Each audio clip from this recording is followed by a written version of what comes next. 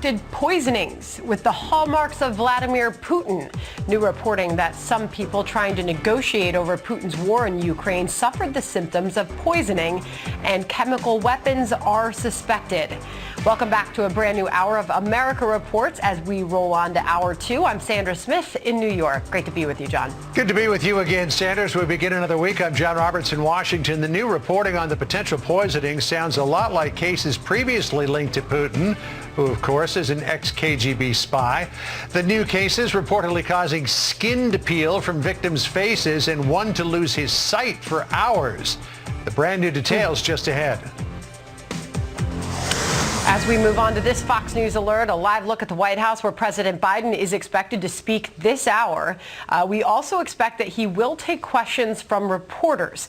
The scheduled topic is his budget for next year and proposed tax hikes on the richest Americans and U.S. corporations.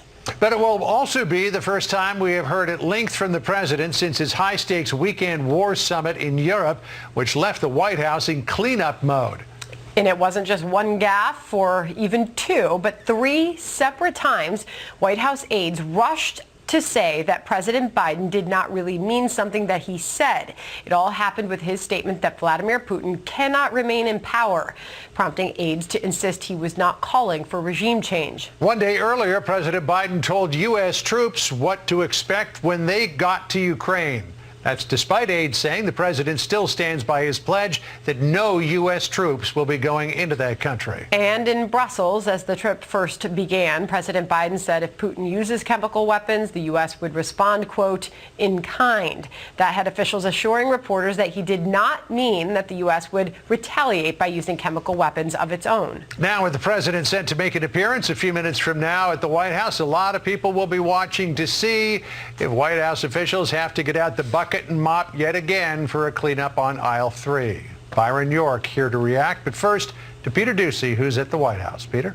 And John, when the president made that comment that sounded like it was something about regime change, what the world heard was a big policy announcement. But now officials here are telling us the world heard wrong. Mr. President, do you want Putin removed? Mr. President, were you calling for regime change? No. That is just a one-word answer, but they did have America's top diplomat come out to explain what the U.S. policy is. President Putin cannot be empowered to wage war or engage in aggression against Ukraine or anyone else. As you know, and as you've heard us say repeatedly, we do not have a strategy of regime change in Russia.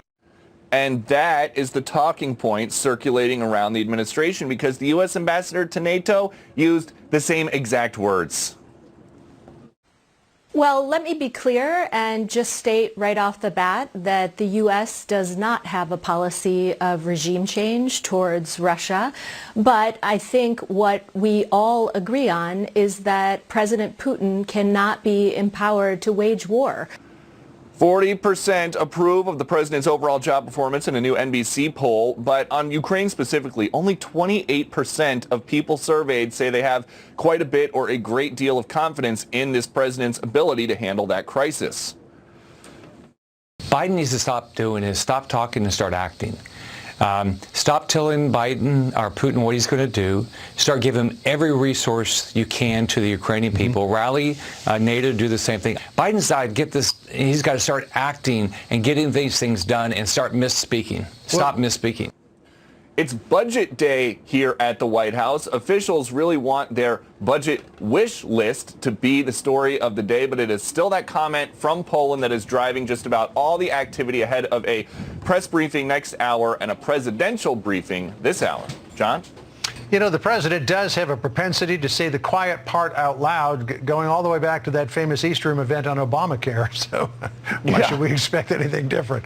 Peter Doocy for us at the White House. Peter, thank you. Sandra? Let's bring in Byron York now, chief political correspondent for the Washington Examiner and a Fox News contributor. All right, Byron, you always tell us exactly the way you see things.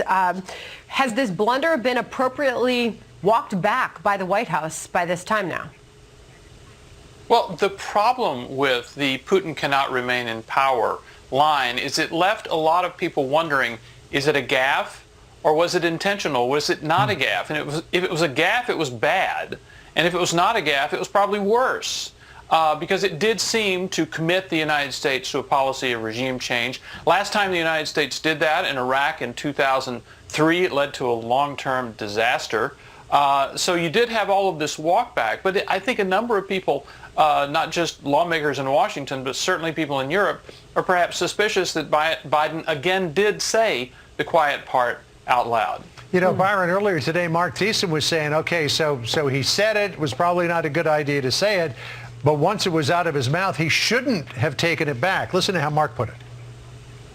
What he was saying was something that a majority of the American people support, which is that Vladimir Putin, the world would be better off if Russia had a different leader than Vladimir Putin.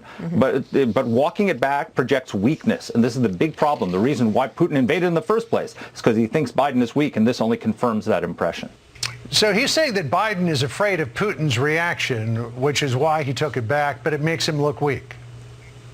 Well, rather than weakness, perhaps it does imply confusion here, because as you mentioned earlier, this was not the first or second, it was the third such gaffe on this trip.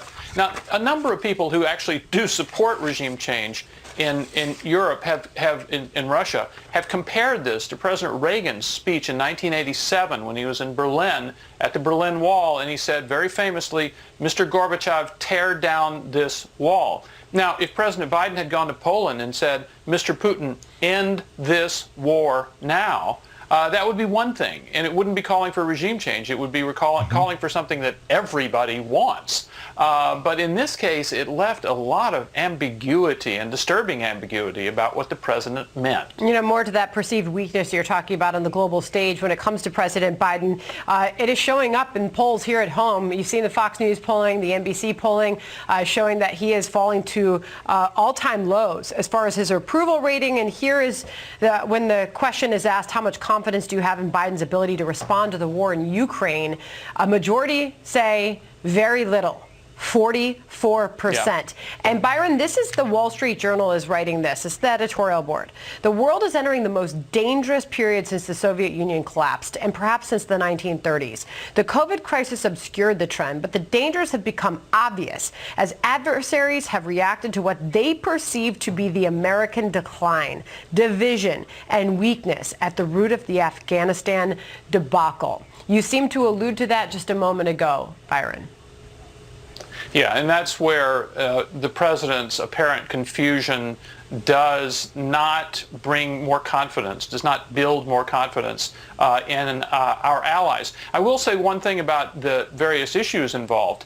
By far, the most important issue in that NBC poll you were talking about, the most important issue to voters is the economy.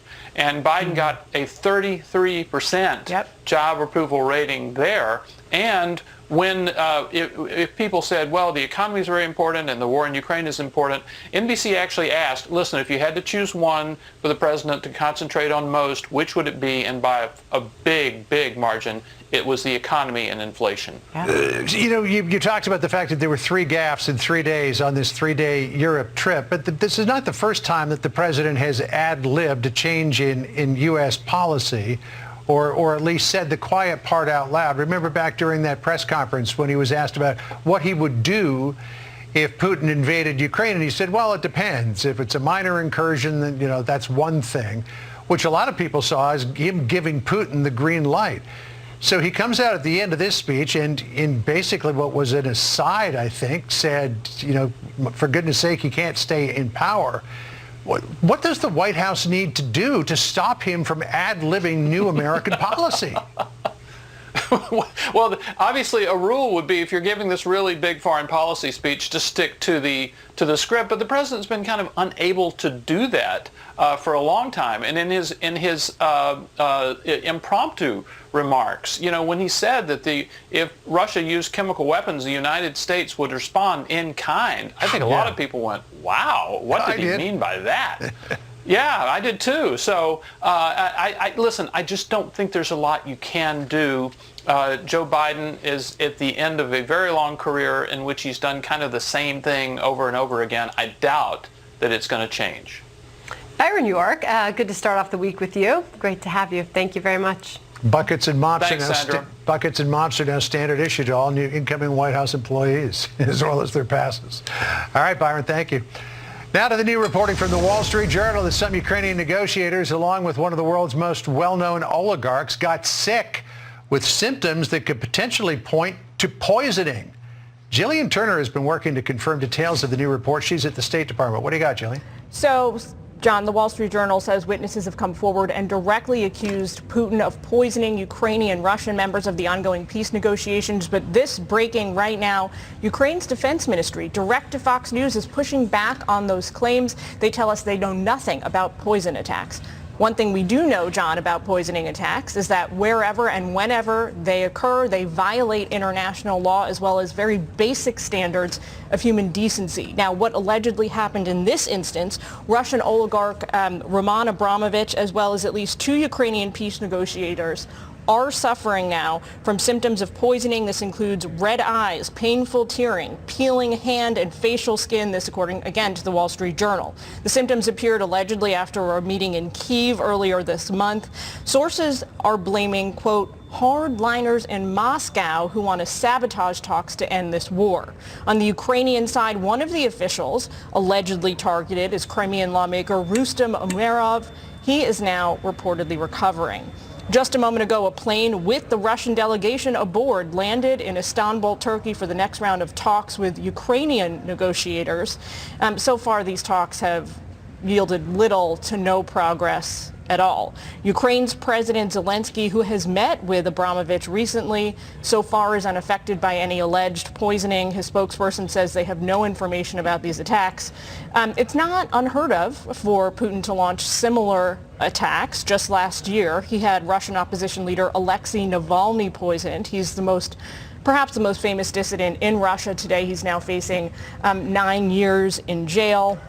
Suffice it to say, John, Putin has a long history of conducting poison attacks that mirror reporting from some sources to the Wall Street Journal. But again, as of right now, the Ukrainian government, the defense ministry is refuting these claims. We'll bring you clarity as soon as we've got it, John. All right, appreciate it. If anybody can dig it out, it's you. Jillian Turner at the State Department. Jillian, thank you. Sandra? All right, Russian forces now focusing on eastern Ukraine as Ukraine outlines what it predicts could be Vladimir Putin's solution to a war that is not going as he planned. We're going to map out the possibilities. And all sorts of